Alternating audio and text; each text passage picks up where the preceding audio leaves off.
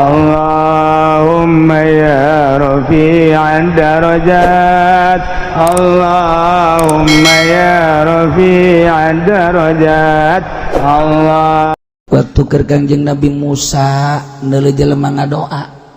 ji ceknya aing can ngadoanya geus ngadoa didelekeun we ku Kangjeng Nabi Musa aya aki-aki keur kieu bae didengekeun we ku Kangjeng Nabi Musa aki-aki ceurik hebat amat cek ieu ngadoa aing teu bisa ceurik aki-aki ceurik dengekeun ya Allah ya Rabbi bangga Kangjeng Nabi Musa boga umat bisa ngadoa bari ceurik hebat lain lalagani hebat jasa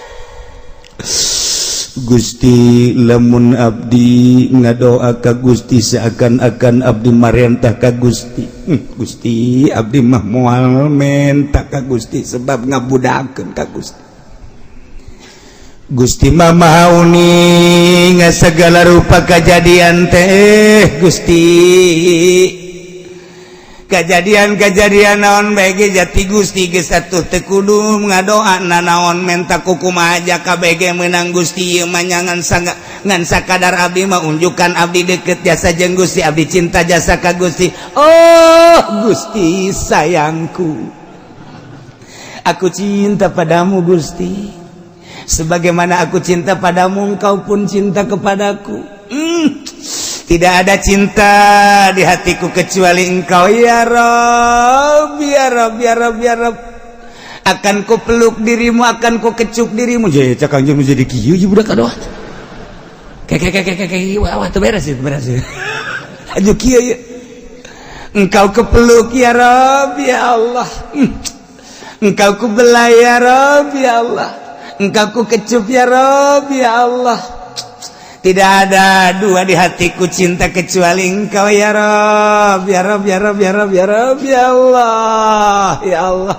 setelah engkau aku peluk tidak akan kulepas sampai kapanpun waduh selalu engkau ada di pelukanku ya Rabb ya Rabb ya Rabb ya Rabb datangan ku Kangjeng Musa hai sakumaha kabebene sia saya ngadoa kos gitu mata maka bebene aku cinta padamu ku belai rambutmu waduh Masya Allah senang aku bersanding denganmu satu hari kita bertemu rindu rasanya waduh eta mah kos gitu mata maka kabogo carekan ku Kangjeng Nabi Musa Kangjeng Nabi Musa na dicarekan ku Musa ulah sok sacurakan carekana eta teh hamba aing anu deket ka aing poho nyana ku poho-pohona nyana seakan-akan aing wujud di hareupeun nyana nu mantak boga perasaan aku aing teh dipeluk ku nyana aing teh dikecup ku nyana aing teh dibelai ku nyana eueuh deui pangomongan iwal ti bahasa model kitu lantaran nyana mah bodoh make bahasana model kos kitu aing teh deukeut ka nyana aing deukeut ka nyana nyana deukeut ka aing ulah sok dihaharua eta Gusti bahasana iya tuh jelema bodoh mah aja emang nu bodoh mah kos itu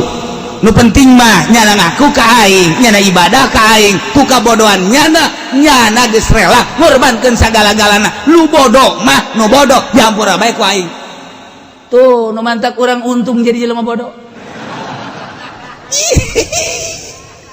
anu pinter mah hudang dipeting mandi wudu terus kemudian sholat tahajud lamun encan husu lantaran pinternya ka husu dicarekan ku Gusti Allah tapi nu bodoh mah asal hudang ngalah wudu salih sholat tahajud Allahu akbar tolil ahad Allahu akbar SD hudang-hudang jam 7 subuh teh subuh eta teh kan sakurang mah teu bagus eta emang kurang nama tapi Allah ngalem beus ya ulah keur salat keur hudangna doang ge kiih aing geus ngalem gas ya nu mantak aki-aki mah hudang tipe tinggi deuleu jam cekna jam 2 angel kene amat be ieu lamun lain kiih aing mah teu hudang kiih nyana bari ngomong di jero hatena deh ieu kiih Gusti Allah tah aya Gusti Allahan kan ya abdi dibere bekser ku Gusti gara-gara bekser abdi teh hudang di peuting jahorenganan sok hudang di peuting mah para nabi para rasul para wali abdi ge hudang sanajan bari jeung ki reup hees deui eta geus ganjaranna gede jasa eta aki-aki ge teh kudu tahajud aki-aki mah kitu bae menang 5 bulan nya lagi boga perasaan oplo amat aing hudang hees rumaning salat ngan keur carita hudang doang ya juga boga pikiran kos gitu eta hebat jaga-jaga teh aing keur ngora mah sehat tilok aing teh hayang ki ti peuting barang geus kolot ku ari mah kedeung-kedeung ki ya hudang ti peuting teh jeung hiji hudang jeung 2 hudang jeung 3 hudang mikiran nya jan sok hudang ti peuting mah rasul jan sok hudang ti peuting mah nabi jan sok hudang ti peuting mah para wali para ulama salafus sholihin berarti aing ge meureunanan ku Allah dijadikeun wali aduh tolol tak kita karena hudang doang geus jadi wali ih tah tapakur kos kitu teh tapakur kos kitu gede ganjaran geus bae geus ulah salat geus aki-aki mah di cenah kieu akur amat ya kula ge tilok salat aing anu mantek aing ngomong gitu ge nyaho sia tilok salat ngan di blon-blon penmannya jeung sekolah tah teh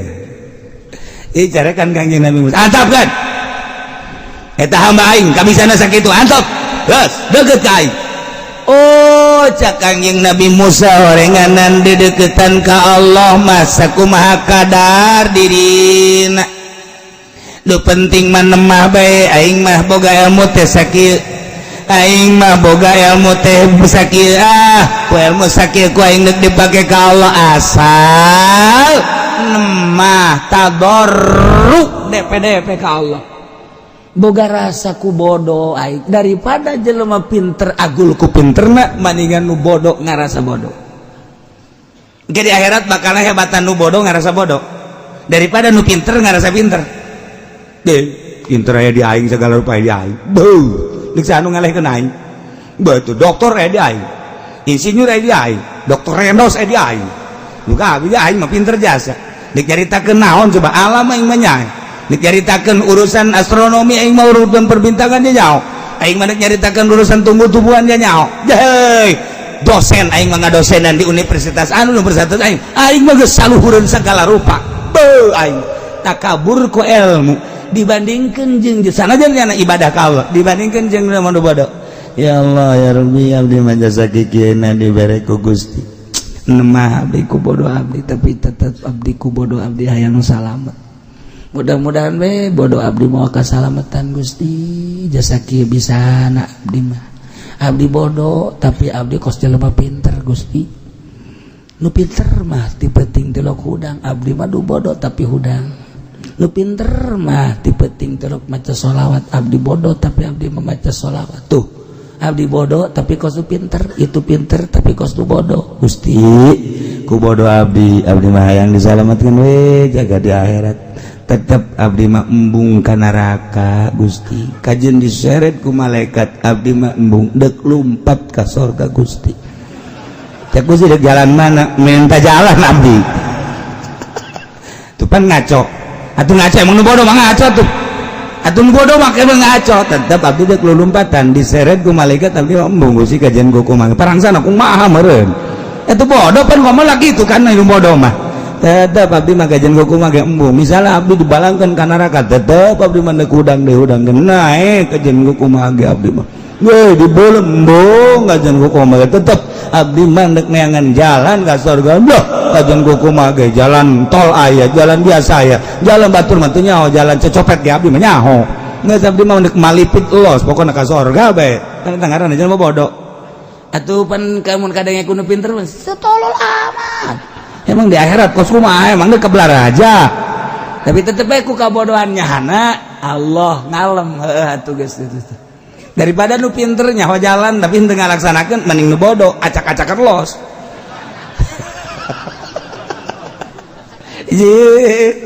oh gitu deh ditimbang Gusti ulah ditimbang abdi mah tuh ya karasa amal abdi mah teu bara ragus teu karasa abdi mah begitu ditimbang kabeh salat babul pangeran geus teu kudu ditimbang abdi mah. Dia salat abdi gore, puasa abdi gore, zakat abdi gore, segala rupangan abdi mah muga neraka sakitu doang. Geus sakitu abdi mah kajen kumaha ge embung bae, kokojotan abdi kajen kumaha ge. Sia kokojotan kumaha? Henteu kokojotan kajen kumaha ge. Eueuh tempat di sorga jang sia mah sisina bae Gusti. Di sisi. Cek jana mah meureun bapak kolotnya anak. Kunaon tah ngomong gitu bodoh makan ngomong kos gitu. Tak eta nu bodoh ngomong kitu Allah ngalem. Allah ngalem daripada lu pinter teu ngalaksanakeun mending nu bodoh. Ji atuh nu mantak nu bodoh mah ngeunaheun jasa. Jadi nu bodoh mah indah jasa. Ih di sorga teh jang tempat-tempat nu bodoh.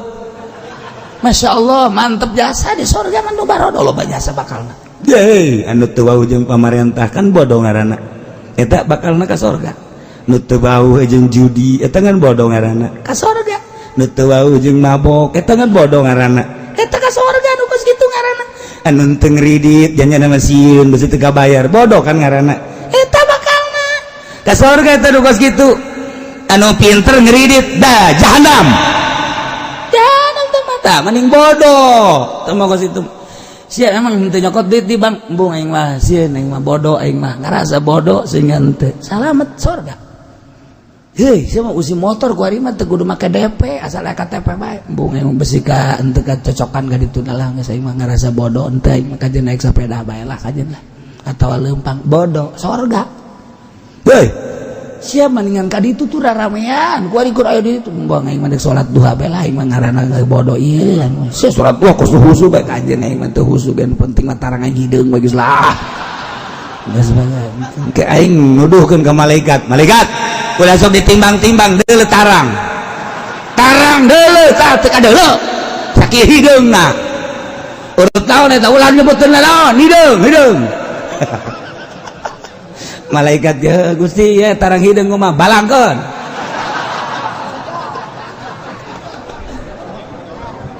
maksudna bodoh ieu mah keur carita nu bodoh tapi nyana ngalaksanakeun sorga di emang umat dongengkan tadi nu ngadoa ka Gusti umat Kangjeng Nabi Musa. Eta bodoh. Malah Kangjeng Nabi Musa nu dicarekan ku Gusti antepkeun. Salah Gusti eta ngomongna. Bodoh nyianan.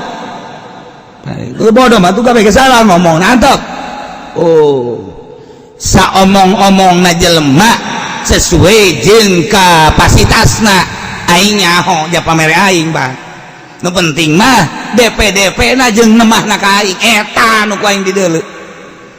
Jadi nu bodoh teh daek salat, tak ku salat teh bae nu bodoh mah geus pahara. Adapun ge di ka neraka geus sakedeung lah. Tah aing mah cenah kos kitu dadang sebel. Atuh geus geraheun ka surga. Aju ka neraka. Nah iya kan mantap bodoh tapi make hebat ngadoa aku ngomong emang ngadoa make bahasa orang ngadoa macam menta ulah sok aju ngariung bau datang ke orang naik gigi yang lama turun deui sugan teh mah deuk robana atina pidunya hasanah geus naik orang turun deui datang ka titadina amin kencang datang ka lalaunan datang ka malik ngadoakeun teh kubar ada tak kiai Malik dilanat cadak atuh ngadoa mah ngadoa salamat ulah loba cara Kangjeng Nabi sih geus make urang lamun ditangariung ye ngariung eueuh kiai ustad urang mah aja cenah jatuh bisa hadiah make urang Fatihah ka hiji jangaran saya ayo kadekan Jang Umar nah Fatihah ka hiji Umar Al-Fatihah Fatihah kedua Bakar Al-Fatihah beres emang masa gitu-gitu kene tangan di Arabkeun doang Fatihah katilu dadap jeung waru Fatihah beres dolin amin Allahumma sholli ala sayyidina amin ya Allah ya Rabbi ieu tadi anu disebutan teh men tadi disalametkeun di kuburna dilegakeun di kuburna dicangkeun jeung hari rup men tadi bere salabar men tadi bere jamuga men tadi bere mararaju men tadi saralamat wa sallallahu alaihi wasallam alhamdulillah rabbil alamin eta ye cak nomi lumban iya daripada itu ngenyeng mau ngangkat deui turun deui ngangkat deui turun iya geus kiai itulah diondang kurang lah geus engke mah ngariung ieu bae ieu bener pas ngariung deh mang diondang ngariung kita mimpin mah teu bisa cara nu kamari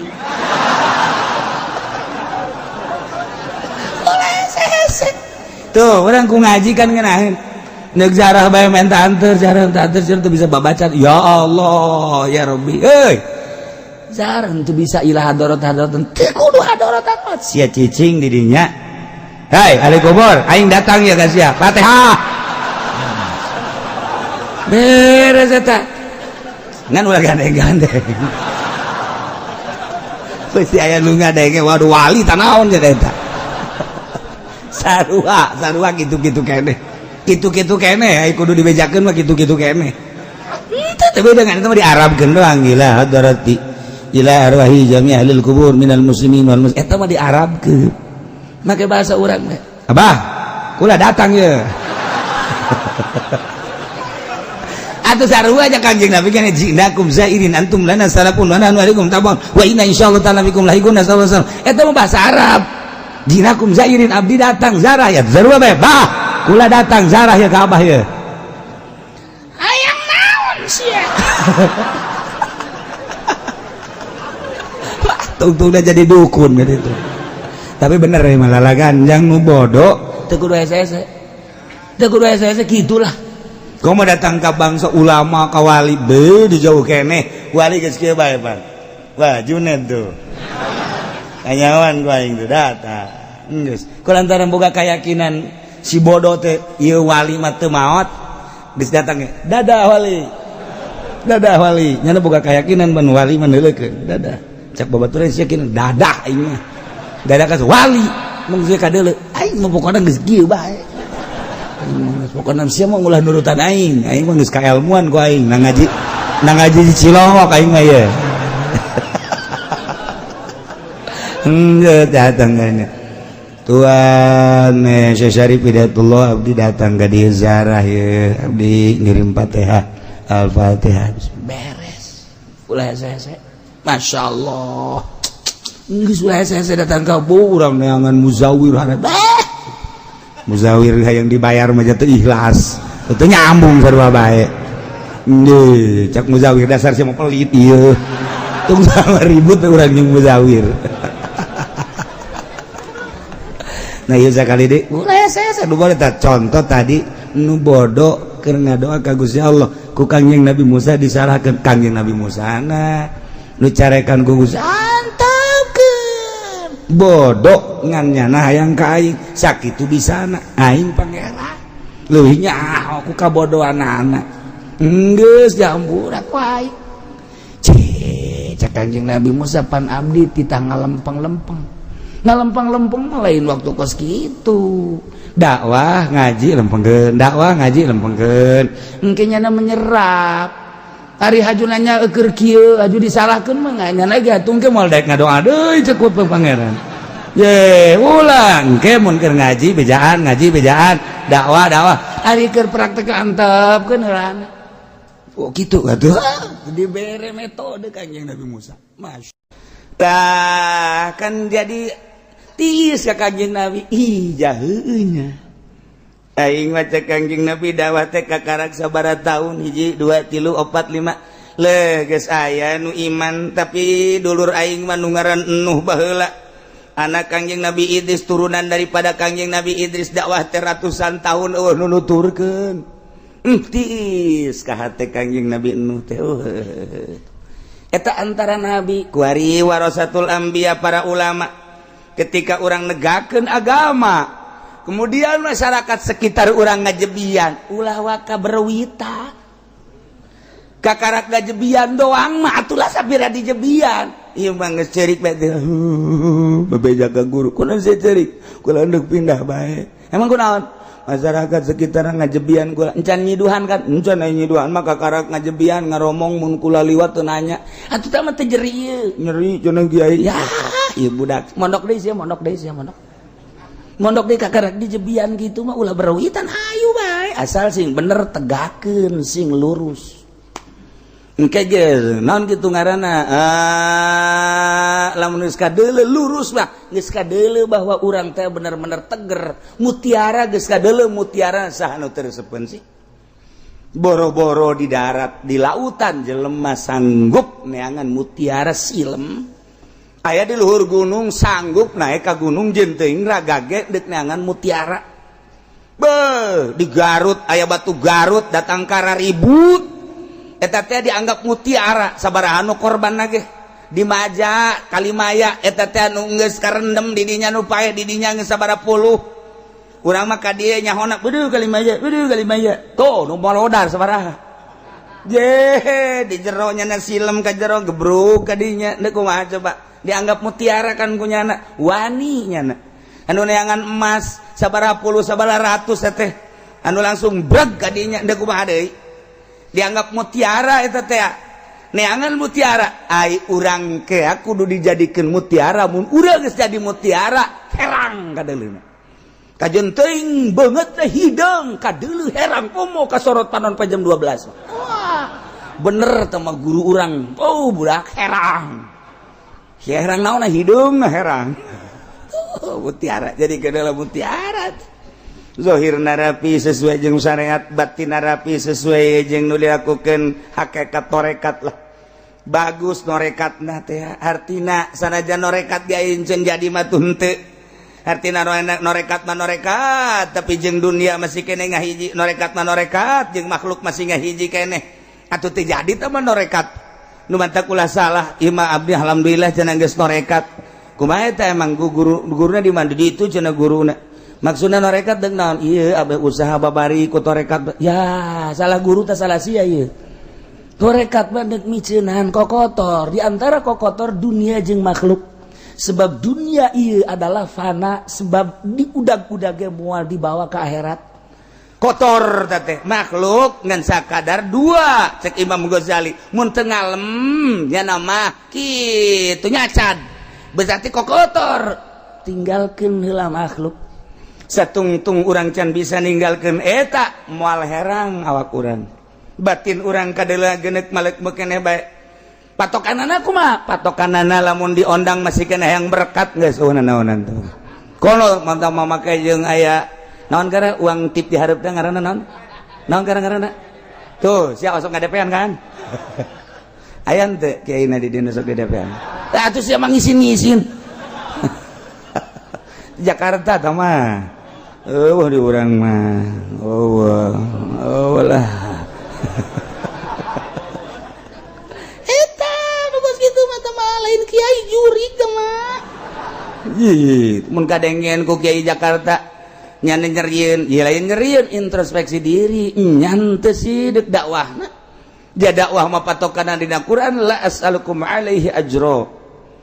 je ulah hayang dunia tah satungtung masih kene kos kitu tetep bae jelema encan deuleu ka urang herang can jadi mutiara moal diudag bahkan meureun kadeuleuna urang teh kotok apan mutiara mah di laut ge di teangan ai teh kotok mah di meja ge dicempal dibalangkeun ye itu beda mantak urang teh rarasaan urang aing si mutiara apa teh kotok tinggal kitu bae menyan ngomong ka pamajikanna neng ai kakasih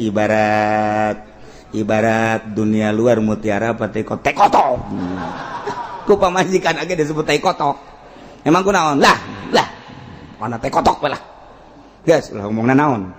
heula udah sok kitu atuh kieu pan urang hirup seatap untuk selama hidup kita kan kita satu atap jangan suka gitu neng kakak mah pelitan ini lain masalah pelitna naon deui pelit biasa aja kakak mah kawin dia tuh ulah pelit ongkoh kawin dia ulah itu pamajikan nyiksa kos gitu aduh lain kieu ye cak majikan teh kakak jasa kieu mah geus bagus jatuh imah teger kendaraan aya jeung kakak mah kadeuleuh aja jujur jeung adil salat teu pernah tinggalin penting tahajud bae Haju nu resepeun kakak ka jaloba ka deuleuna ieu mah besi bae kitu kakak mika hayang ieu besi kula mah sakadar nawaran bae ieu mah endek nembongkeun maksudna di jero hate kula mah ikhlas biasa kakak teh haju pun kakak kawin deui atuh kula mah balik kitu. Wah tsunami atuh ieu mah. Ya Allah ya Rabbi Karim bahasa jasa lah. Iya Kangjeng Nabi Nuh tetap kadenge kucelina inna lanaraka fi dhalalim mubin. Ditanya ku masyarakat dan nu ai maneh ngajakan bae ieu ka pangeran nu ngaran Allah nu gaib nu teu kadeuleu ku mata boro-boro nu teu kadeuleu tu pangeran urang anu dikuil pangeran urang nu di gereja pangeran urang anu digugum ku urang nu kadeuleu nu gede nu leutik aya nu sedang aya eta ge teu daya teu upaya komo pangeran nu teu kadeuleu deuk kumaha ngurusanana coba eta pikiran datang ka poek itu maksud maneh naon sih ieu ngajak ke kami tilu cek Kangjeng Nabi Nuh naon hiji ya qaumi ibudullaha ibadah maraneh kabeh ka Allah ulah ka patung ka batu ka kayu jeung ka makhluk ai pangeran nomor kadua malakum min ilahin ghairuh eueuh deui pangeran iwal ti Gusti Allah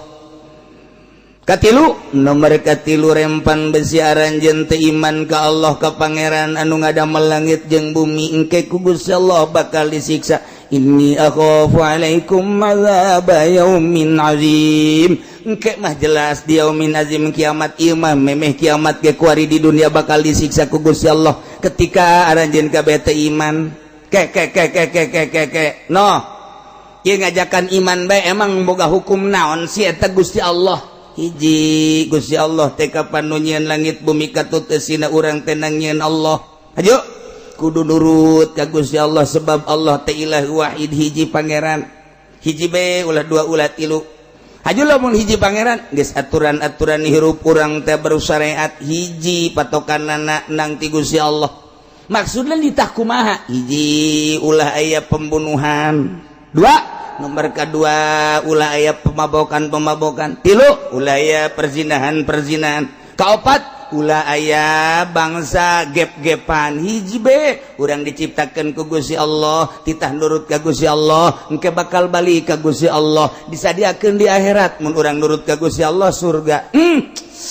Nuh inna lanaraka fi dhalalim mubin kami maneuleum maneh teh horenganan edan anyar aduh Kangjeng Nabi lupa parah ieu kami ieu lamun maling bae ieu bakal disiksa ku Gusti Allah bener cek Kangjeng Nabi mun zina bakal disiksa ku Gusti Allah mun korupsi disiksa jasa tamah coba nu bejakeun ka pangeran siksa kitu deuk kumaha coba ya Allah ya Rabbi cek Kangjeng Nabi kudu dikumahakeun sih kaon ngaleos Kangjeng Nabi Nuh cul dicitra saudara-saudara sekalian jelema keur ngagebegan jagong di dakwahan ku Kangjeng Nabi ngeneuli dong ngalirik dong sates ngomong edan teh naon coba eta ya Allah ya Rabbi di mana sektor mana nu loba jelema Kangjeng Nabi Nuh terus bae dakwah ngan sakadar dilirik nu inna lanaraka fi dhalalim mubin bahkan kabelah dia nama diumumkeun ku jawara-jawara diumumkeun ku inohong-inohong malau teh penggede baik di pemerintahan boga jabatan luhur atau di kampung sebagai ketua-ketua kampung, kepala-kepala suku ngaromongnya dolor sadaya si hade tuh nu edan tuh datang nu edan do edan geus dikitukeun teh heula Masya Allah seluruh rakyat pemerintahan anak rakyatna kabeh ngomongkeun sing hade besi di lembur aya nu edan ulah didengekeun saha ngaranna Nuh sing hade besi aya si Nuh edan anyar leupas kade ya Allah ya Rabbi gitu baik Kangjeng Nabi nuduh inu dipake karempan teh ini akhafu alaikum adzab yaumin azim. Rempan besi aya siksa duh ke kumaha kula lamun dipanggil ku Gusti Allah. Haju dipersilakeun ka kula dek dikumahakeun nuh kaum anjeun besi kitu doang. Coba-coba wayahna iman lah iman. Wow. Berbagai daerah geus dieusian ku tokoh-tokoh sing hade nu edan anyar sing hade aya dolalim mubin sing hade nuh ngaranna kabeh serempak kabladiana mah disurakan asal Kangjeng Nabi nu bae edan anyar weh deuk kumaha coba Kangjeng Nabi nu ambo cek Kangjeng Nabi urang ngundang kiai kuari mah masih keneh dicium tangan sanajan semu ge sanajan semu ge geus pakeun deres keneh bahkan geus bangsa 10 menit teh ka eureun nya geus musyawarah tambahan tak kurangan deres keneh tah geus sakitu ya amplop nu tebal teh aja sokot kitu bae kurangan yuk kurangan geus aju geus baris urang bae jam urang tah mah geus lah pokona mah di jerona 10 juta urang cokot 5 juta geus atuh aju di jerona cokot teh 2 juta geus tinggal 3 juta kuno ka 3 nu mikeun dicokot teh 1 juta tinggal 2 juta nasib jore jasa teh mah kiai kerjore teman nasib deres kene maksudnya dihormati kene lah orang masih kene dibere cau bakakak segala rupa kadang-kadang datang ke imam geus basi masalah geus lah pokona masih kene dihormati coba nuh edan ya Allah tuman teh Kanjeng Nabi beuki tenang we ih ayo encana kos kitu mah henteu senang Kanjeng Nabi horeng leuwih parah Kanjeng Nabi nu iyalah jang nyenangkeun Kanjeng Nabi urang Kanjeng Nabi Muhammad sallallahu alaihi wasallam lain 10 20 tahun ratusan tahun Kanjeng Nabi nu timbul inna lanaraka fi dhalalim mubin cek Kanjeng Nabi Nuh naon tah maneh ngabohongkeun ulah sampai ka ngabohongkeun naon tah maraneh heranan ulah heran ulah ngabohongkeun jeung ulah diheran-heranan jaakum zikrun kana yang datang ka anjeun piwuruk mirabbikum ti pangeran anjeun melalui lisan seorang lalaki mingkum ti golongan naranjeun kabeh yakni seorang lalaki anu sarua jeung maneh sakampung jeung maneh sakota jeung maneh sanagara jeung maneh bahkan maneh nyaho lahirna kaula nyaho gedena kaula nyaho kejujuran kaula ieu kunaon kaula timbul lahir ti kalangan maneh ti kampung maneh gede maneh nyaho ulin bareng gede belajar bareng dan lain sebagainya kok begitu kula diangkat jadi rasul diangkat jadi nabi ngabohongkeun jeung heran-heran aya piwuruk nu timbul ti kalangan aranjeun kula buktina nu diangkat jadi nabi jadi rasul kok diheran-heran dibohongkeun kunaon sih kunaon jadi kos kitu jak kula mah diangkat jadi nabi jadi rasul teh ditugaskeun ku Gusti Allah hiji liunzirakum ndek mere indar ka aranjeun kabeh nyingsieunan kade ilam tuminu lamun aranjeun teu iman ka Allah teu iman ka kaula sebagai rasul Allah bakal kena siksa boro di akhirat di dunia hiji nomor kedua walitat taqau jeung kaula litahsieun ka Gusti Allah artina sieun ka Gusti Allah hargai Gusti Allah sehingga ku ngahargai menghormati Gusti Allah make kata aturan-aturan Gusti Allah cek Allah zina haram hargai cek Gusti Allah mabok haram hargai cek Gusti Allah maling haram hargai cek Gusti Allah membunuh haram hargai eta doang cek Gusti Allah ibadah dengan aturan-aturan Gusti Allah laksanakeun menghargai hukum-hukum Allah eta lah tugas kaula hiji liunzirakum besi kena siksa nomor kedua walitat taqau abeh ka sorga la'allakum turhamun abeh maneh dibere rahmat ku Gusti Allah sakitu kaula mah ngajak teh awas bakalna ieu turun siksa lamun teu iman teu nurut ka Gusti Allah didarengeken ku kabehan teh ai tungtung nasareri ai prak fakalabu kaum kabeh ngabohongkeun kami mah neuleuh maneh teh no inna lanaraka fi dhalalim mubin aturan-aturan maneh masalah aturan-aturan maneh mah sesat no aturan-aturan maneh mah teu akur jeung kahayang kami atuh eta makan suatu kenikmatan jeung kalazatan kahirupan kami sebagai manusia kahirupan urang sebagai manusia mangpang meung pengurang di alam dunia teh dibere sehat dibere kaya dibere segala-gala tuh awewe mantak naon kurang gizinahan ieu hayang mabok mantak naon aya harta batur dipaling mantak naon urang keul ka batur bunuh habak eta tah kahirupan di zaman Kangjeng Nabi Nuh nu mantak fakadzabu teu hakur maneh mah jeung kahayang kami masyaallah. Kuari ge naon bedana ketika orang nyampaikeun Al-Qur'anul Karim di tengah-tengah masyarakat ulah-ulah kabeh sa Al-Qur'an tentang kisos tentang zina bae loba nu ngajebian tentang mabok loba nu ngajebian tentang maling jeung korupsi urang ceramah pidato urang di tengah-tengah negara ibu kota Jakarta kudu didengekeun ku seluruh pemerintah nonggengan kiai ya buktina korupsi kabehan geus dikitu makin menjamur makin tambah dek dileungitkeun di era reformasi terutama adalah korupsi kolusi dan nepotisme ternyata korupsi makin menjadi kamari mah korupsi teh ngan di luhur meja kuari jeung meja-mejana dilegun deuk kumaha coba sarua jeung kos kitu gan henteu kitu doang sarua geus ulah didengekeun kiai dulur sing hade ieu teh Al-Qur'anul Karim ngan sakadar nyampaikan kanjen di mana-mana mararabok, di mana zina, di mana korupsi, maling dan lain sebagainya. Pembunuhan terjadi ya bakal disiksa ku Gusti Allah. Seakan-akan geura ulah loba omong turunkeun habak siksa. Sareng gitu. Dia buktina bertahan. Makin menjadi-jadi ku ari mah. Geus dibere warning ku Gusti Allah tuh tsunami 200 juta sakali pararae. Indonesia kabeh 250 juta. Sadunia para raeh urangan saukur semenit 2 menit sampai 2 poe menyaksikan tsunami Aceh ternyata kadieuna buang kawarah deui tambah deui tsunami Pangandaran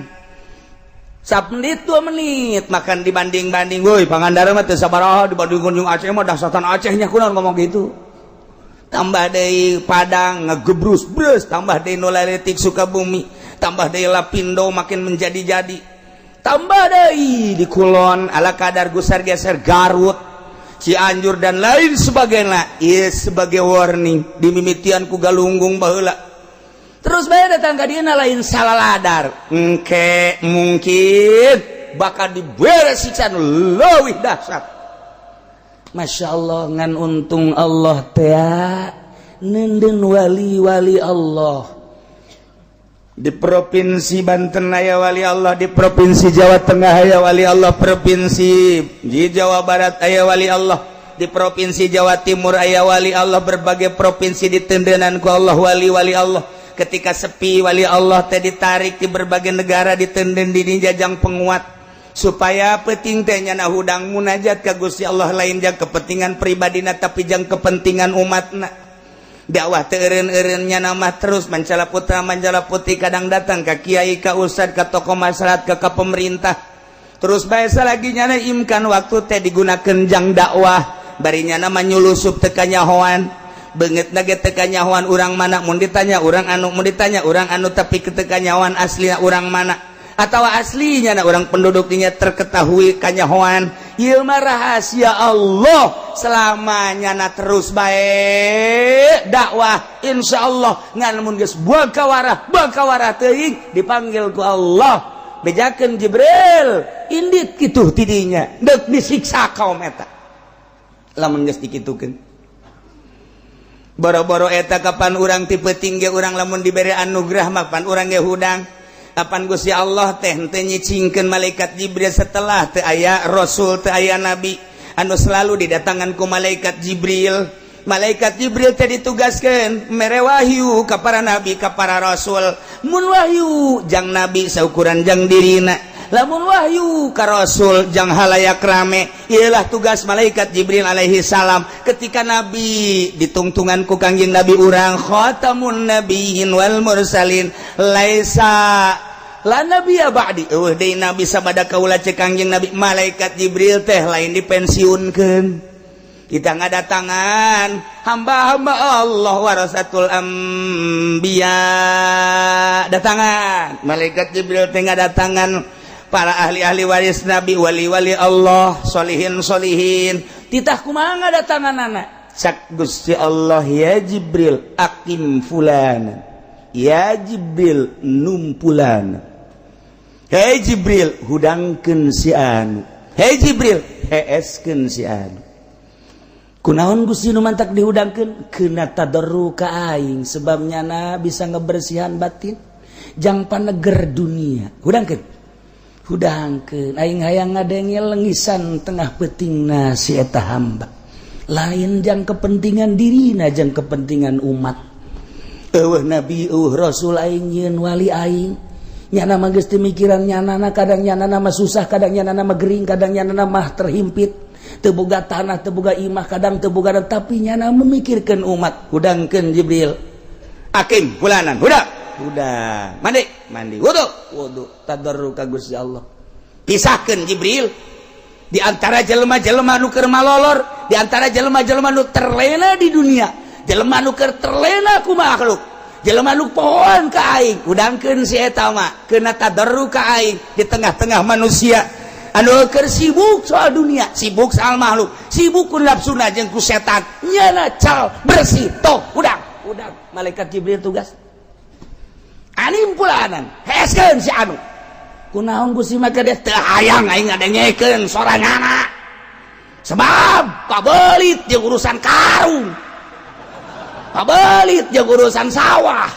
pabelit jeung urusan resin pabelit jeung urusan batu pabelit jeung urusan cincin unggal penting kieu bae heeskeun habak deuk aja Pak ayo kiai anu ge heeskeun lantaran nyana kreditanna can aing gohol segala ngredit segala naon boga showroom segala molorkeun ulah keur tahajud berat karena tahajud teh dihudangkeun ku malaikat Jibril bahkan malaikat Jibril amanat ka setan-setan tumpakan habak tumbakan ku setan digegepan ku setan pas aya nu adzan ge dicocok ulah kadang-kadang begitu hudang teh jam 7 teu ngadenge adzan keur beuti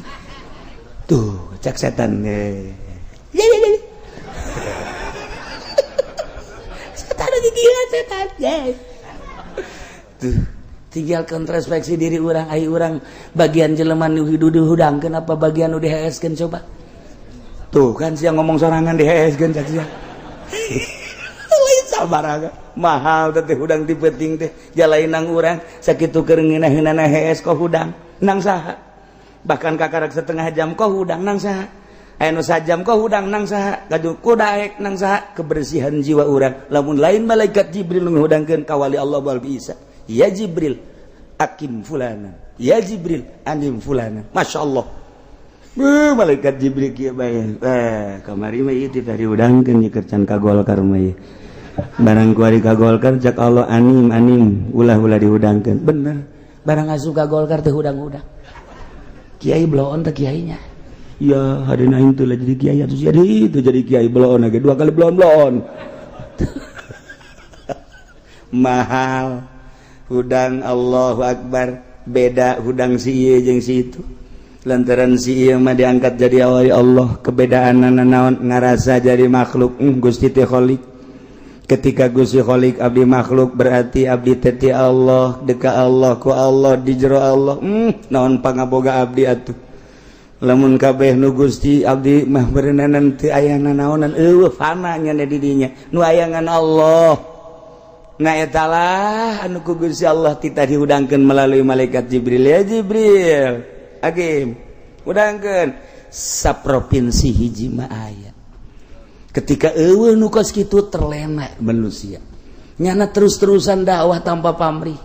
ngan teu nyaho bae urang mah dengan cara nyana lah nyana dakwah ketika jelema amburadul terus dek disiksa ku Gusti Allah nyanana keur aya di dinya bejakeun Jibril indit kitu di dinya ulah di dinya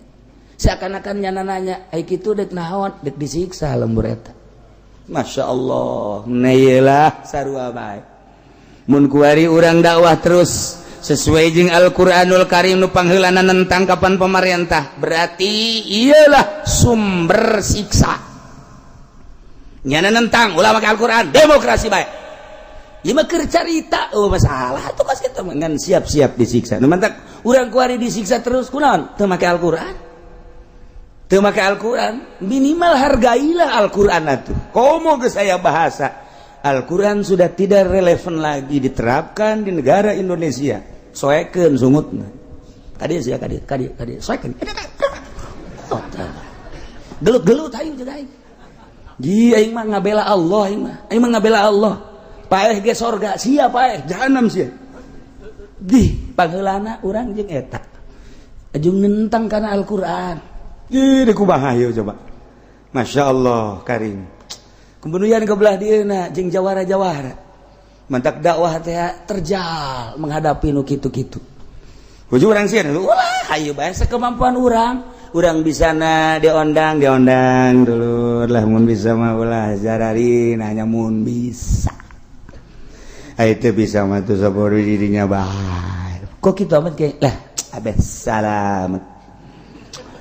ieu mah pamarentah lamun bisa mah ulah korupsi mun bisa mun teu bisa atuh sabodo di dinya jakula ge sok kabagian ieu tak kiai bieu jasa teh kiai bieu biar jasa tambah, Masya Allah. Nah, kumaya kangjeng Nabi Nuh dakwah. Terus-terusan. Da'autu lailan wa nahar. Kaulah terus dakwah. Ngajak ka kaum kaulah peuting beurang, peuting terus-terusan. Ternyata fakadzabu wabah ngabohongkeun ka kangjeng Nabi Nuh alaihi salam dengan timbul bahasa inna lanaraka fi dhalalim mubin tidinya lah kangjeng Nabi Nuh ngalengis ka Gusti Allah Gusti maha uninga abdi diangkat jadi nabi ku Gusti diangkat jadi rasul ku Gusti abdi dipasian mujizat ku Gusti kemudian abdi dakwah Gusti maha uninga da'autu qaumi lailan wa naharon waktu anu senggang kecuali ku abdi dipake dakwah terus-terusan Gusti maha uninga abdi sarontos sabaratus tahun nyanggakeun sadaya-daya tapi nu timbul horenganan kebohongan-kebohongan nggak aneh-aneh ka abdi ngabohongkeun ka abdi sia mah jelema aneh teu akur jeung kami sia mah jelema aneh teu akur jeung kami mah mangeranan teh kanu kadeuleu maneh mah henteu kami mah make aturan anu kahayang urang sesuai jeung manusia maneh mah lain maneh mah heran teh akur jeung kami diheran-heran kangjeng Nabi Nuh mantak ieu lah ayatna awa ajibtum manjakum dzikrum mir rabbikum horeng maneh mah jelema aneh Nuh geus lah ka ditu indit kangjeng Nabi Nuh teh nyeri anu luar biasa langsung kangjeng Nabi Nuh ngadua minta kasalametan tapi ternyata ke panjang nama lain di dieu ieu mandek ngabubungah kangjeng Nabi doang ngan tidinya tunuh kuari mah geura nyieun kapal maneh sok nyieun kapal kangjeng Nabi Nuh dititah nyieun kapal can dibere beja dek dikumaha-kumahakeunana titah nyieun kapal bae kangjeng Nabi Nuh teh ngan cek kangjeng Nabi Nuh aya nyieun kapal mah pan aya kapal mah bakalna di luhur cai berarti kaum teh dikerem ya kapal kangjeng Nabi Nuh nuaran kayu nu gualal de di antara kayu anu dijieun kapal teh kayuna kayu anu aya di India di antarana kayu nu dijieun teh iyalah kayu koka dijieun kayu koka gede kayu koka teh pos di urang mah jati gitu dijieun mimiti ku kangjeng Nabi Nuh dituaran kayu-kayu gololede atuh umat kang beh kaget Nuh beuki edan bae nuaran kayu cenah bejana neuk nyeun parahu manya parahu leumpang di luhur darat jae parahu mah kuduna ge di laut ieu mah noh nyeun parahu di darat deuk ka mana ngangkleung nanyana berarti jelas edan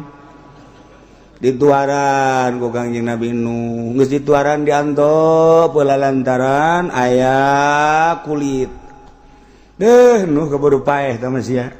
yin kapal sorangan bae kayu-kayu galedek Nuh atuh maning akur jeung urang sakaum bener oge kakawasan Gusti Allah teu kaharti ku urang mah ternyata horenganan Gusti Allah mah babarieun begitu geus dituaran menang sabulan menang 2 bulan langsung poek hujan barang hujan karendem geus karendem hujan sakadar jangan rendem doang tamah masalah atau masyarakat mencan kakerem kakarak hujan jangan rendem kayu doang di leuweung atuh baseuh kayu teh geus baseuh di dinya jelema arasup ka dinya urang kampung jawara-jawara jeung tokoh-tokoh pemerintah ngainstruksikeun urang kuari ngeunaheun jasa boga kayu sing jaropak urang isingan bae di dinya masyarakat salembur-lembur ngising di luhur kayu Kangjeng Nabi Nuh kieu beboh budak kayu aing diisingan ku sia. Lapor Kangjeng Nabi Nuh ka Gusti Allah Gusti eta kayu geuna ulah loba omong noh. Aya rahasiaan, tempokeun bae. Atuh Gusti. Sugan ge mah abdi meunang we lah. Ulah, hantapeun. Pohara jasa diarisingan. Horenganan eta aya rahasiaan. Geus kitu geus diisingan tai ambalaya di luhur loba jasa Allah ngirim manuk nu beuki tai brong kadinya diparacokan eta tai tungtung nama jeung kulit-kulit kayuna jadi teu kudu make tanaga Kangjeng Nabi noh ku manuk beden nu beuki tai jeung kulit-kulit tinggal Kangjeng Nabi noh seuri bejijah heunya capek urang mun ku urang sorangan mah horenganan Allah mah babarieun tentarana manuk bahkan kadeuleu manuk lalapar keneh kurang keneh parab pohara kuring mah lalesan di cek Kangjeng Nabi heuh mantap ke loba tatanya cek Gusti Allah aya rahasiaan tuh kan mantap Allah maka bege aya rahasiaan boro-boro naon Allah manyeun reungit bae aya rahasiaan urang mah greget horenganan bakal diciptakeun pabrik roda 3 mah tuh mah semen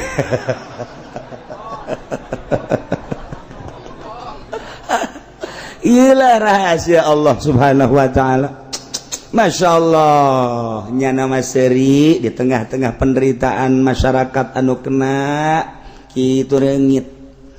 jadi berarti hakikat nama jelema nu boga pabrik reungit teh ngadoa di jero hatena masing loba sia reungit namun loba reungit atuh produksi aing laku nemantak ke singah deh cek Imam Ghazali urang status jadi dokter niat asal ngagiclek bae tina asli na siksa aya di antarana dokter teh kapan maksudna mandek nyager-nyagerkeun supaya sararehat niat hakikat damat ti Gusti Allah dengan tangan-tangan dokter kuari dokter nyiptakeun rumah sakit duitna meunang ngahutang di bank 1M 10M 20M 100M mulai kuari dokterna terus didatang-datangkeun ka dinya nyana lamun teu loba pasien moal kabayar itu bank makanya nyana ngadoa Gusti mudah-mudahan jelema garing geus leupas tina maksud asli geus lain maksud neuk nyageurkeun tapi bisnis asal geus kos kitu tunggu siksa kuari mah jadi dokter teh teu maksud deuk nyager-nyagerkeun maksudna deuk bisnis hayang kabeli anu kaluar tina keaslianana eta dokter nyen klinik nyen rumah sakit keluar tina keaslianna tinggal tunggu siksa mun teu di dunia di akhirat titipan amanat ilmu kedokteran dipake naon ku sia ja aing nyaho cak ku si Allah teh maksud sia nyen rumah sakit di dinya nyen rumah sakit di dinya ja aing nyaho sia teu maksud ndek ngabeberes masyarakat nu jelas sama sia deuk dahar ti jelema gering bengok sia di tengah-tengah penderitaan masyarakat justru sia meuli mobil goblok Malik nun sare dia dokter ka mana ke bodoh sia darah atuh ampura Gusti malaikat Malik ge kudu tatanya keneh wae tugas sia dokter seret brus keluar tidak kasihan Kiai gitu keneh aing amanat ilmu Al-Qur'anul Karim ilmu aing sampaikan ku sia lantaran kadang-kadang sia nyampaikan nu ngadengekeun leuwih bisa nyumponan leuwih bisa ngamalkeun leuwih bisa ngawadahan karena ilmu nu disampaikan ku sia sampaikan tapi awas sia nyampaikan anak maksud sia aing nyao sia karangkas betung dari tahun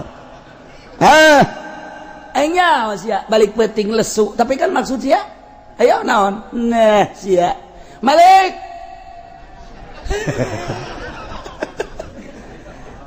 naon Gusti ya kiai kadarakakeun manya cak malaikat balik kiai di kadarakakeun geus ulah ngomong siapa teh naon pan sia mah ngajaga neraka teu nyaho keur karangkas bitung sia mah emang aya rangkas bitung aya geus seret aduh punten yai urang dipuntenan ku malaikat Malik izin diasapun sing ade aduh kiai kobat sama Kiai Golkar mah iya mah langsung bae teh ditanya deh manya Gusti geus teu ulah ditanya deh sama Kiai Koneng mah geus itu kan tetep cek malaikat Malik tanya bae tanya ulah leuwih tanya deh geus tah mah geus aya bendera Koneng tah mah selain maksud agama tah mah kos kitu mah seret dibawa ke mana ulah loba omong cek Malik tempatna khususon urang lamun geus kos kitu deh kumaha coba ayo keluar tina keaslian orang jadi kiai ternyata orang kiai teh horenganan batin nama lain kiai jawara garong sarua bae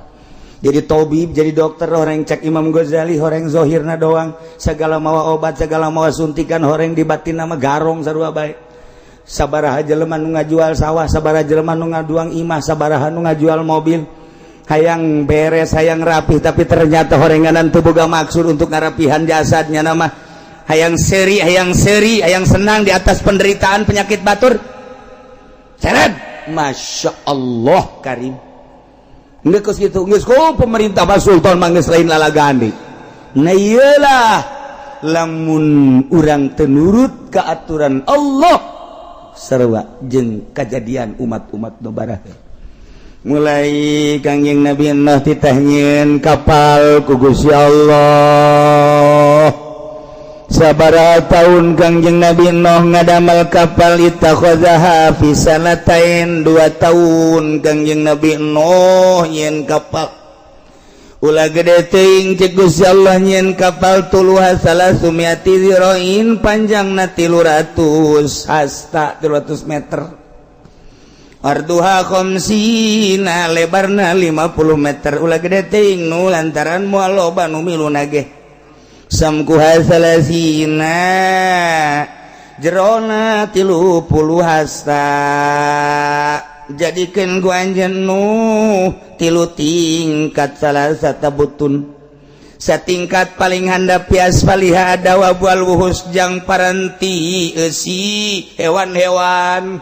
timimiti hewan-hewan bangsa uncal embe domba sapi onta jeung sajabana permanukan didinya di panghandap-handapna siapkeun noh mangga Gusti kopi wasati halin di tingkat anu tengah ialah jang manusia wapi alaha atairu jang di luhur jang manuk-manuk di handap mah jang dawab wal wuhus yakni bangsa hewan-hewan nu sukuna opat atawa anu ngarayap di panghandapan di tengah jang manusia di luhur jang manuk-manuk mangga Gusti dijieun ku Gusti ku Kangjeng Nabi Nuh 2 tahun sesuai jeung perintah Gusti Allah ditonton ku masyarakat Nuh edan dolali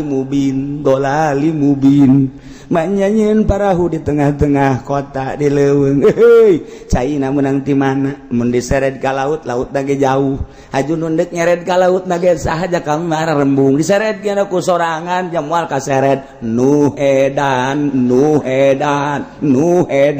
coba dolali mubin niku hati nyerina tapi tetep baik Kanjeng Nabi mah tugas saudara-saudara sekalian hati-hati belilah Supermi aduh sing hade dulur kabehan sakedeung deui bakal datang siksa saha-saha jelema anu naek ka parahu ka ulas salamat mun teu naek bakal cilaka kumaha tah nu edan ieu dikerem di mana lautna jauh di mana hujan atuh pasti cai hujan mah ka laut haju urang mah luhur di dieu laut handap atuh deuk kumaha ka keremna otak nu ya dan teh keterlaluan amat sih Masya Allah dolali mubin sia wabeh budak leutik ge kok emprak nu edan poho budak nyeri jasa Kangjeng Nabi Nuh teh boga anak tilu hiji Sam nomor kadua Ham nomor katilu Yapis aya Kangjeng Nabi Nuh teh Sam Ham Yapis jeung Kanan ieu bakal dititah narae ka kapal Kangjeng Nabi Nuh Abah geus jadiakeun kapal dulur kabehan memeh ka masyarakat Abah teh deuk ngajak ka keluarga heula Abahnya tinggal nu saurang cek Kanan teh Abah mah ja bener cek masyarakat edan jaheu cek ulah ge edan sia ka Abah ngomong kitu atuh ningin kapal teh Abah kira-kira mah nya atuh dieun kapal di ditu atuh di deket laut bah deuk kumaha teh edana sia iman teh sih ka Gusti Allah Bah ulah ngomong-ngomong kos kitu si dolal sia ka kolot bisa ngomong gitu si dolal sia aduh sekarang Nabi Nuh pahara amat ieu anak Masya Allah cek Gusti Allah nu geus tunduk kana maktu ninggang kana mangsa umat anjeun teh ku bangkawarahna ulah jadi pikiran ayeuna mah salamatkeun anjeun jeung nu iman ka anjeun nu iman ka kaula jeung nu iman ka anjeun geura celuk geura titanare ka kapal anjeun ka parahu anjeun Gusti naik teh atuh mun abdi titah nareka kapal meureun beuki diedan-edan atuh kudu kumaha Gusti menya panas titah naik kapal Kangjeng Nabi Nuh na ge nyana ge sarua di jero hatena oge sih can garti ku Kangjeng Nabi Nuh ge aduh Gusti abdi ayu kita naik ka kapal mah heula tuh Gusti ieu dikerem innahu mugraqun maka dikerem tandana dikerempan kudu aya cai Gusti ngana caina no di mana-mana hau ngaluarkeun cai di dinya berarti tanda dikerem hujan memual sabaraha nu hujan mah aya ngan nu jelas cai lain ti cai hujan tapi dihau parantiseuna timbul cai jaheunya bejakeun ka kaom dulur-dulur kabehan urang kabehan naik parahu lantaran ku Gusti Allah bakal dikerem cak masyarakat caina di mana nu hujan eueuh naon eueuh bakal timbul cai bakal lati hau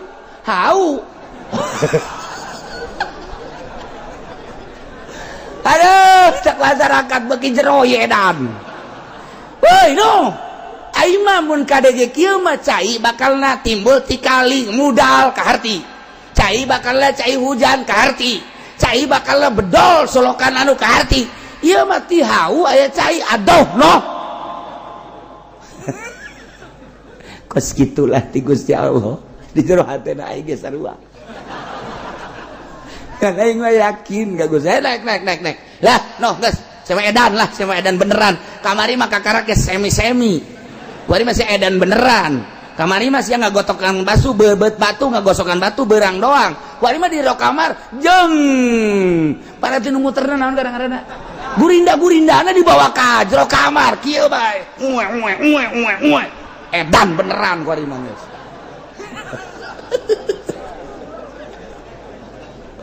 aya ibu-ibu datang ka imah kula Waalaikumsalam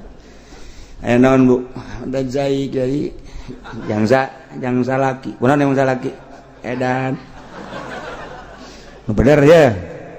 salagi kula kamari mah ngagosokanana di luar doang jeung babaturana kuari mah eta gurindana dibawa ke jero kamar ajukunyana digurindah hiji-hiji haju digosokan geus sababaraha poe ai batu diusapan ai kula henteu dan beneran salagi geus beta cai bae lah agutkeun ka kiai coba bae eta lain dalagan berarti kan bener edan eta beta keun cai datang deui kumaha kuari beuki parah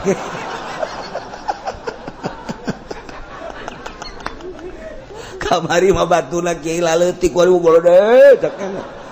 teu pantes mau dijadikeun cincin jang naon meureun eta kakak cenah kieu gua gede kieu kiai kuari geus numpuk di kamar loba jasa kula ge nyekel teu meunang siade teu meunang nyekel acar ku nyana ke diusapan ge ditanang deteneng salat mah henteu cak cenah teh ieu salaki datang ka kos kitu kuari ngampar cenah di kamar batu jeung gurindana bu asana mun eueuh batu bawa jempolnya na digurindang ke mah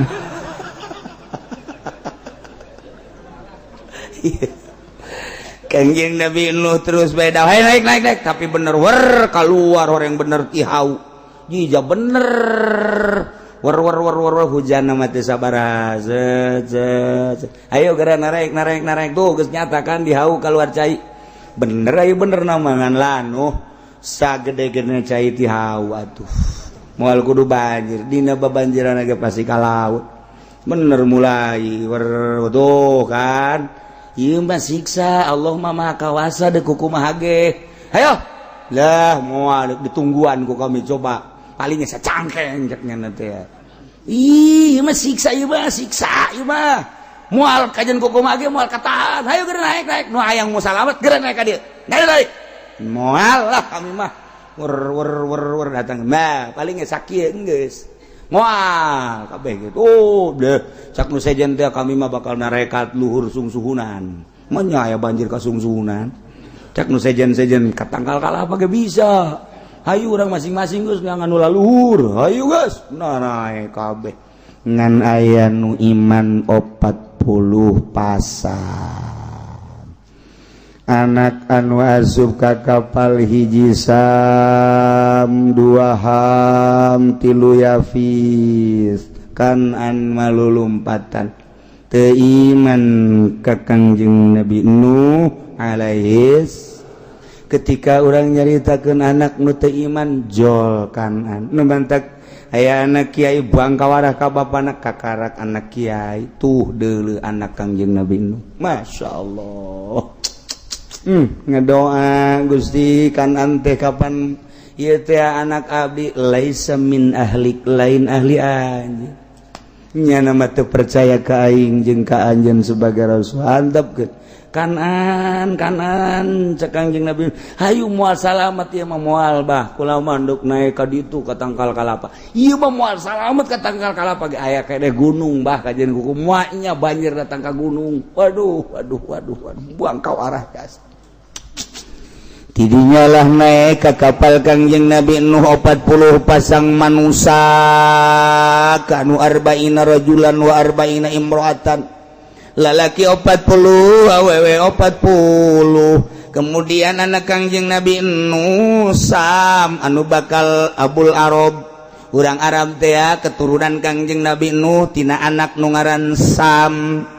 nomor kedua Ham Abu Sudan ieu mah hideung bakalna eta orang Sudan, orang Ethiopia, orang Habsah, orang Osar Somali eta nu hararideng keturunan Kangjeng Nabi Nuh ti Ham wa Yapis jeung Yapis yang mah putih anu luar biasa wa Abu Turki ta orang Turki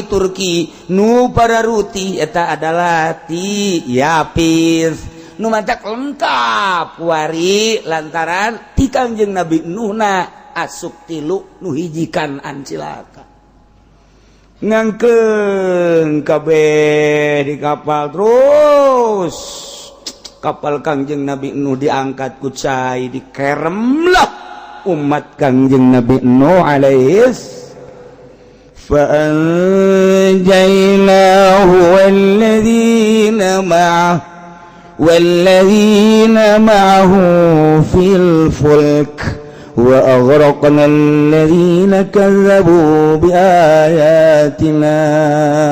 Setelah kaum Kangjeng Nabi Nuh ngabohongkeun ka Kangjeng Nabi Nuh, kemudian Kangjeng Nabi Nuh ditahnyieun kapal, terus dibanjirkeun ku Gusti Allah, langsung tita arasup nu hayang salamet 40 pasang arasup selain daripada hewan-hewan nu arasup kadinya dihandap dawab jeung wuhu setengah manusia 40 pasang, kemudian manuk di luhur ngangkleng dikerem eta ku Gusti Allah. Tapi Kangjeng Nabi Nuh na fa'anjaynahu kami nu agung nyalametkeun ka Nuh walladzina ma'ahu jeung jelema-jelema nu iman babarengan di parahu Kangjeng Nabi Nuh jumlah 40 pasang fil fulki nu aya di jero parahu saliyana wa aghraqna alladzina kazzabu kami ngerem ka jelema-jelema anu ngabohongkeun biayatina ka ayat kami. Innahum kanu qauman amin. Sanyana kaum Nuh kanu aya kaum Nuh teh kauman amin, kaum anu buta mata hatena teh nyahoan kana hak, dibere mukjizat tita iman ka Allah, tidak iman ka Rasul Allah, dipareuman dibutakeun mata hatena kauman amin. Kuari ge sakitu Al-Qur'an ngejelegerna tapi tetap bae ketika dibutakeun mah mata hatena aya tinggal aya ilmu di benak hatina, ai ditutupan mah ku Gusti Allah tetap bae disicca ku Gusti Allah, jadilah kauman amin. Iyalah kaum-kaum Kangjeng Nabi Nuh nu bangkawara dikerem ku Gusti Allah, innahum kanu qauman amin. Lantaran kaumna kaum bodoh tina hak teu nyahoeun nu halal jeung nu haram disalirukeun teu nyaho haram teu nyaho halal disaliru kuari geus hampir saliru di Indonesia. Baheula mah seragam riba, bunga bang riba, seragam serempak Sabang sampai Merauke Indonesia na wah satu suara kredit haram. Tapi kuari mangis mulai timbul penyeliruan iya ge termasuk kauman amin. Tinggal tunggu bae siksa ti Gusti Allah, naudzubillah min zalik. cacak-cacak eueuh wali Allah anu titah ngendeman di dinya wallahu alam. Urang neuleuh Jakarta akhlak manusia gos-gos kitu, urang neuleuh Surabaya diacak-acak di Surabaya doli, timbullah kuari di Yogyakarta ambalayah perzinahan di Yogyakarta, kuari mah ambalayah di Tangerang. Pun urang kuari meneliti tentang perzinahan di Kabupaten Tangerang, Masya Allah berbagai kawasan-kawasan. Kanyahoanana di mana? Kanyahoanana ketika orang meneliti di berbagai toko-toko kondom, ternyata tahun baru iya stok kondom kurang. Berarti kan tanya kanyahoan DJ emang kumaha gitu, ben dideteksi. Dina kondom geus puguh ambalayahna di kawasan Pasar Kemis kondom ambalayah, di kawasan Citra kondom ambalayah, di Citi di Doang anu suci manumur ni mampu, Masya Allah di Purima, Masya Allah lesang eueuh nanaonan teu make kondom merendah mah.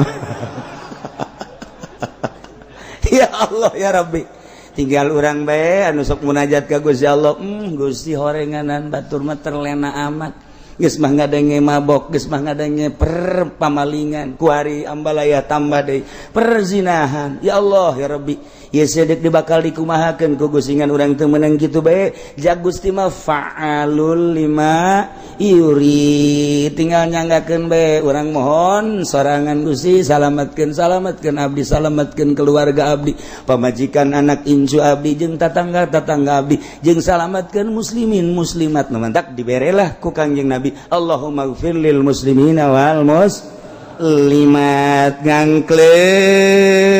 kapal Kangjeng Nabi Nuh warokibaha fi asyri Rajab. Kangjeng Nabi Nuh ketika naik perahu teh tanggal 10 bulan Rajab, ngangkleng mengarah ke Turki, wa nazala minha fi asyril Muharram, turun tanggal 10 bulan Muharram. Rajab tanggal 10 Rajab rawa puasa, Syawal hafid haji, Muharram tanggal 10, berarti sabaraha bulan di luhur kapal.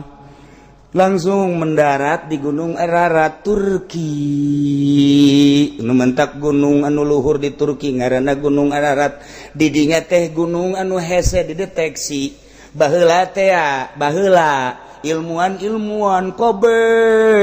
mendeteksi di mana ieu kapal Kangjeng Nabi Nuh.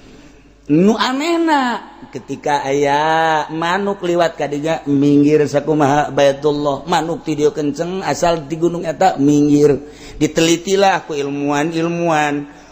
vulkanologi dan lain sebagainya, arkeologi dan sebagainya. Nah meureun di dieu geus sabaraha profesor nu dek turun di dinya teu kanyahoan eueuh geus ratusan profesor sakumaha jelema hayang nyaho kana tungtung bangawan Nil selalu geus ribuan eueuh ieu ge sarua hanya di zaman akhir Soeharto harita dibuka sejarah ternyata eta aya seorang waliullah di Turki setelah ngadoa mohon ka Gusti hayang naik ka luhur naik nyana ka luhur ternyata parahu aya keneh di luhur.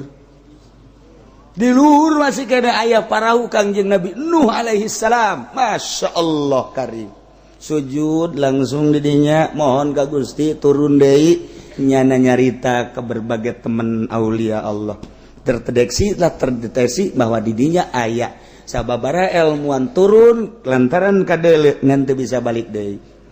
Tapi akhir-akhir ieu diketahui di akhir zaman nu mentak salah sahiji tanda akhir zaman geus deukeut ka kiamat ketika parahu Kangjeng Nabi Nuh geus bisa dideuleu ku masyarakat rame kuari geus bisa naik kapal turun di dinya geus di naon karangarana di meteran lebar panjang sesuai jeung ieu kitulah. Tapi tetap mohon para aulia Allah orang aya larangan deui ti Gusti Allah ulah ketika larangan eta dirumpak loba bahaya maka terus-terusan Turki bahaya kebahayaan itu paling besar mulai ti zaman Raja Kamal eta anu ngaeuweuhkeun khalifah di dinya lah mulai hancur-hancuran Turki datang ka ayeuna Turki terus-terusan hancur. Selama 100 kurang lebih tahun hancur Turki setelah diketahui memeh eta 100 tahun geus terketahui eta mulai tidinya lah ngan diturunkeun nama kamari 40 tahun anu silam di kadeuleu biasa kieu. Masya Allah. Nah, ialah sejarah singkat ke panjang nama di hareup. Numentak besi urang hayang nyaho kapal Kangjeng Nabi Nuh yuk bareng jeung kula daftar saurangna 50 juta insyaallah henteu teh mahal 50 juta henteu teh mahal lain lalagaan beneran ieu mah 50 juta murah urang berangkat ku kula bakal diajak neuleuh parahu ka Tanjung Pasir tetap ongkos 50 juta Pak. Ya Allah ya Rabbi. Nah masih kene aya dongengna lantaran waktuna geus itu punaon ngaranna Sep tinggal urang ngalanjutkeun wa arsalna ila adin wallahu a'lam.